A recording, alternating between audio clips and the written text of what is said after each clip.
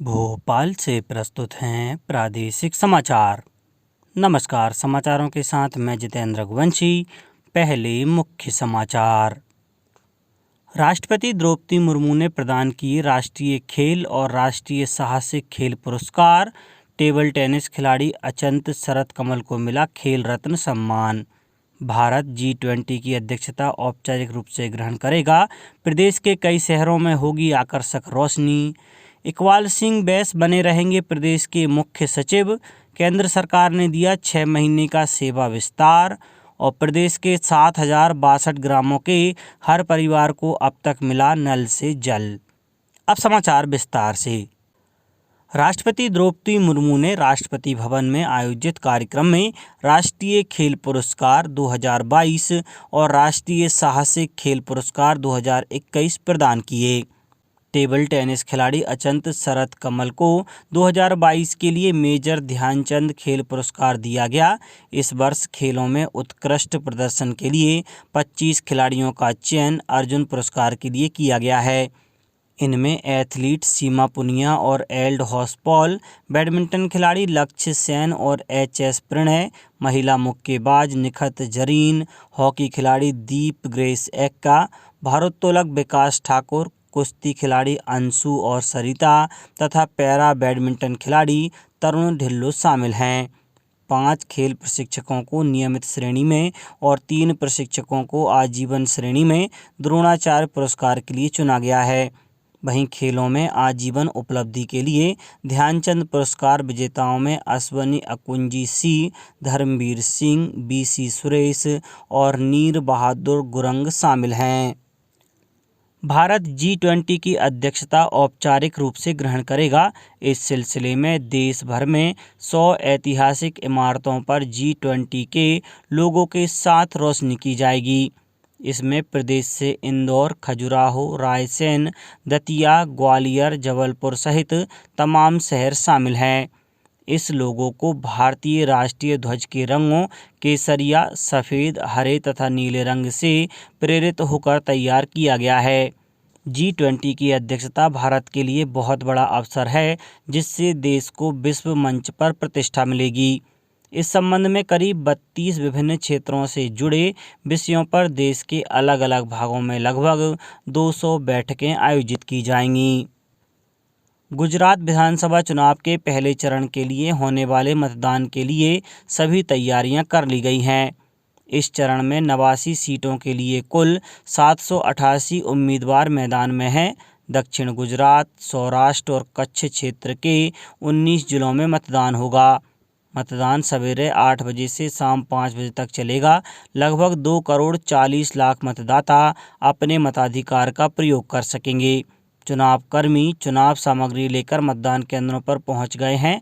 राज्य की मुख्य निर्वाचन अधिकारी P भारती ने कहा कि राज्य में शांतिपूर्ण मतदान सुनिश्चित कराने के लिए आवश्यक सुरक्षा प्रबंध किए गए हैं। मध्य प्रदेश में एक ओर जहां नवीन शिक्षा नीति से गुणवत्तापूर्ण शिक्षा प्रदान करने का प्रयास किया जा रहा है, वहीं दूसरी ओर राज्य सरकार महाविद्यालयों के नए भवनों का निर्माण और शैक्षणिक संस्थाओं के उन्नयन का प्रयास कर रही है। उच्च शिक्षा मंत्री डॉक्टर मोहन यादव मंगलवार को राजगढ़ के शासकीय स्नातकोत्तर महाविद्यालय के नए भवन के उद्घाटन समारोह को संबोधित कर रहे थे। मंत्री डॉक्टर यादव ने कहा कि इसी क्रम में शासकीय PG कॉलेज राजगढ़ के नए भवन का निर्माण किया गया है। इसके अतिरिक्त राजगढ़ में व्यावसायिक एवं मेडिकल कॉलेज के नए भवनों का भी निर्माण किया जा रहा है। मंत्री डॉक्टर यादव ने कहा कि राज्य सरकार प्रदेश में शिक्षा के स्तर के उन्नयन के लिए संकल्पित है और इसके लिए विद्यार्थियों के लिए अनेक योजना का संचालन किया जा रहा है। आर्थिक तंगी से किसी विद्यार्थी की शिक्षा प्रभावित न हो एवं सभी वर्गों के प्रतिभावान विद्यार्थी बिना किसी बाधा के ज्ञान अर्जित कर सकें, इसके लिए राज्य सरकार हर साल करोड़ों रुपए की छात्रवृत्ति प्रदान कर रही है। विद्यार्थियों को निःशुल्क पुस्तकें भी उपलब्ध कराई जाती हैं। मंत्री डॉक्टर यादव ने बताया कि अकेले राजगढ़ जिले में ही एक साल में लगभग 1 करोड़ 32 लाख रुपए की छात्रवृत्ति प्रदान की जाती है। भारतीय दूरसंचार विनियामक प्राधिकरण ट्राई ने फर्जी और परेशान करने वाली मोबाइल कॉल पर नियंत्रण के लिए तंत्र स्थापित करने पर विचार विमर्श शुरू किया है। प्राधिकरण ने दूरसंचार नेटवर्क और संबद्ध पक्षों से मोबाइल फोन करने वाले की पहचान से संबंधित जानकारी हासिल करने के लिए सुझाव मांगे हैं। वर्तमान में ट्रू कॉलर और Bharat caller app phone call करने वालों के नाम उपलब्ध कराते हैं, जिनसे अवांछित और स्पैम कॉल संबंधी पर्याप्त विश्वसनीय जानकारी नहीं मिल पाती। लोग इस सुविधा के बारे में 27 दिसंबर से अपने सुझाव दे सकेंगे।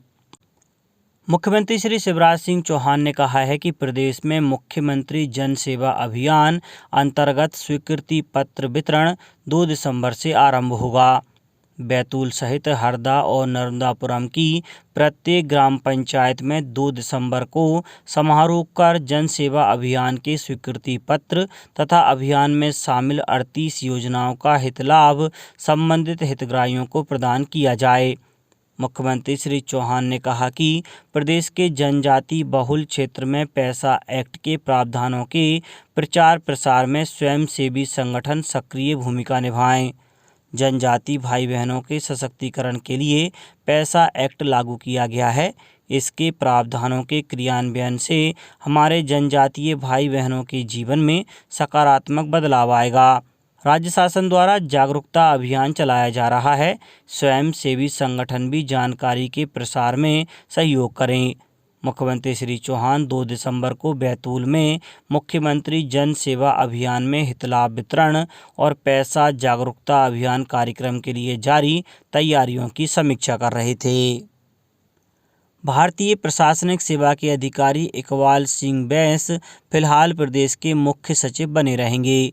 केंद्र सरकार ने उन्हें 6 महीने का सेवा विस्तार दिया है। इस संबंध में केंद्रीय सामान्य प्रशासन विभाग ने आदेश जारी कर दिए हैं। श्री बैस के मौजूदा कार्यकाल का कल आखिरी दिन था। जानकारों का कहना है कि अगले कुछ माह में प्रदेश में प्रवासी भारतीय दिवस और ग्लोबल इन्वेस्टर्स समिट जैसे बड़े आयोजन होने हैं। शायद यही कारण है कि मुख्यमंत्री ने इकबाल सिंह पर फिर भरोसा जताया है। जल जीवन मिशन में अब तक प्रदेश के 7,062 ग्रामों के हर परिवार को नल से जल उपलब्ध करवाया जा चुका है। इनमें से केंद्रीय जल शक्ति मंत्रालय द्वारा सर्वाधिक सर्टिफाइड घोषित ग्रामों की संख्या में प्रदेश प्रथम स्थान पर है। प्रदेश के 2,396 ग्राम सर्टिफाइड हैं।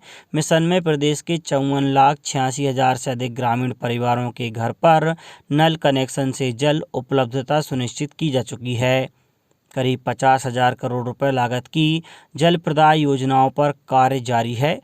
प्रदेश के लिए मिशन में ग्रामीण आबादी को दिए जाने वाले नल कनेक्शन के संपूर्ण लक्ष्य में 45.69% उपलब्धि अर्जित की जा चुकी है। अशोकनगर जिले की चंदेरी में प्रोजेक्ट अपार्ट के नेतृत्व में असम राज्य के 22 मास्टर वीवर्स, डिजाइनर्स और समूह प्रभारियों द्वारा हैंडलूम पार्क चंदेरी का भ्रमण किया गया। भ्रमण के दौरान उन्हें बुनाई कार्य की पूरी प्रक्रिया और चंदेरी साड़ी की मार्केटिंग के बारे में अवगत कराया गया। असम राज्य के बुनकरों को विभागीय योजनाओं और शासन द्वारा बुनकरों के लिए संचालित कल्याणकारी योजनाओं के बारे में अवगत कराया गया। अंत में मुख्य समाचार एक बार फिर। राष्ट्रपति द्रौपदी मुर्मू ने प्रदान किए राष्ट्रीय खेल और राष्ट्रीय साहसिक खेल पुरस्कार। टेबल टेनिस खिलाड़ी अचंत शरत कमल को मिला खेल रत्न सम्मान। भारत G20 की अध्यक्षता औपचारिक रूप से ग्रहण करेगा। प्रदेश के कई शहरों में होगी आकर्षक रोशनी। इकबाल सिंह बैस बने रहेंगे प्रदेश के मुख्य सचिव। केंद्र सरकार ने दिया 6 महीने का सेवा विस्तार। और प्रदेश के 7,062 ग्रामों के हर परिवार को अब तक मिला नल से जल। इस बुलेटिन में इतना ही। घर पर रहिए, सुरक्षित रहिए और सुनते रहिए प्रादेशिक समाचार। नमस्कार।